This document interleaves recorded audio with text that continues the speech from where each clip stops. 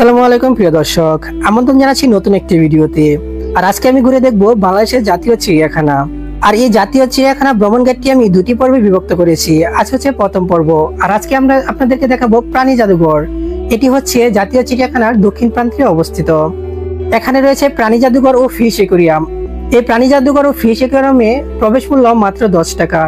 এই 10 টাকার ভিতরে আপনি এসে দেখতে পারবেন জিরাফ, শিম্পাঞ্জি, ডলফিন, লাল পান্ডা, কালো বাঘ, সোনালী বাঘ, বনরই, ভাল্লুক বিড়াল, জলহস্তির বাচ্চা, ক্যাঙ্গারু এবং সাপগুলোর মধ্যে রয়েছে কিং কোবরা, বংশরাজ, শঙ্খনী, মণিরাজ, অজগর সাপ এবং সবচেয়ে বড় আকর্ষণ হচ্ছে 160 কেজি ওজনের কচ্ছপ।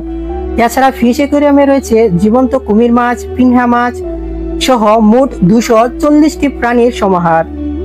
আর এখানে প্রবেশ মূল্য মাত্র 10 টাকা। 10 টাকার ভিতরে এতগুলো প্রাণীর সমাহার নিশ্চয়ই আপনাকে অভিভূত করবে। বড় একটি সাদা হাঁস, কাকাতুয়া, সালফার সেক্রেট কাকাতুয়া, তারপর হচ্ছে বন মানুষ, বানর, অনেক ধরনের প্রাণী কিন্তু এই প্রাণী জাদুঘরে রয়েছে। এই প্রাণী জাদুঘরের ভিতরে যে প্রাণীগুলো আপনারা দেখতে পাচ্ছেন সবগুলো কিন্তু মমি করা।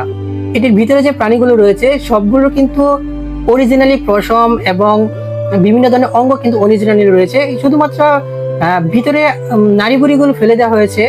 এছাড়া কিন্তু উপর দিক দিয়ে কিন্তু পুরোটাই কিন্তু অরিজিনাল। আর এখানে রয়েছে চুখার, তারপর রয়েছে দেশি মোরগ, তারপর রয়েছে বন মানুষ। আর বিশেষ করে এটির ভিতরে সবচেয়ে বড় যেটি আমি দেখতে পেলাম বেশি সেটি হচ্ছে বাঘ। আমি বাঘের কালেকশন গুলো সবচেয়ে বেশি দেখেছি। আর এখানে একটি নোটিশ রয়েছে, যেটি হচ্ছে নোটিশে লেখা রয়েছে অনুগ্রহপূর্বক ভিতরে বাদামের খোসা, পলিথিন, থুতু, ময়লা ইত্যাদি ফেলবেন না। মূলত এটির ভিতরে কিন্তু পরিষ্কার করা খুবই কঠিন, কারণ এটির ভিতরে বিভিন্ন ধরনের রাসায়নিক পদার্থ দিয়ে এগুলো কিন্তু বমি করা রয়েছে। এখানে রয়েছে উল্লুক, ম্যান্ড্রিল, তারপর রয়েছে বেজার, তারপর হচ্ছে দৈত্য কাঠবিড়াল। কাঠবিড়াল আমরা সাধারণত ছোট ছোট দেখি, কিন্তু এখানে কিন্তু দৈত্য কাঠবিড়াল রয়েছে, কিন্তু অনেকটা বড় একটি কাঠবিড়াল।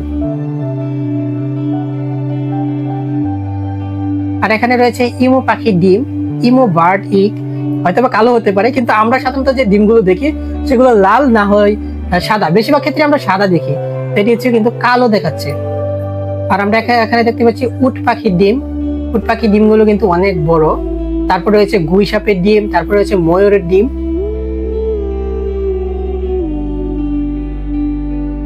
আর এটি হচ্ছে রয়্যাল বেঙ্গল টাইগার। এগুলো হচ্ছে আমাদের সুন্দরবনের বাঘ।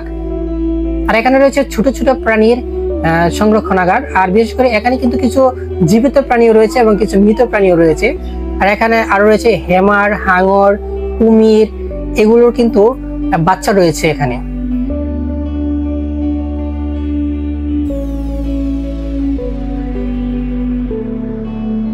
তো প্রিয় দর্শক, আমরা চলে এসেছি প্রধান আকর্ষণ। আর এটি হচ্ছে কচ্ছপ। এই কচ্ছপটি অনেক বড় একটি কচ্ছপ। এটি ওজন প্রায় 160 কেজি ওজনের কচ্ছপ। এত বড় কচ্ছপ আমি কিন্তু আসলে জীবনে দেখি নাই। এছাড়া এখানে রয়েছে জলহস্তির চামড়া। তো চলুন প্রিয় দর্শক, আমরা এখন যাই ফিশ অ্যাকুয়ারিয়ামে। এটি কিন্তু জাদুঘরটির পাশের কক্ষে অবস্থিত। আর এখানে রয়েছে মানুষকে খুব পিনার মাছ, তারপর রয়েছে সাদা পাঙ্গাস। এখানে অনেক ধরনের মাছ রয়েছে, সামুদ্রিক অনেক ধরনের মাছ রয়েছে। আর কারণ এই মাছগুলো কিন্তু সচরাচর আমরা দেখি না।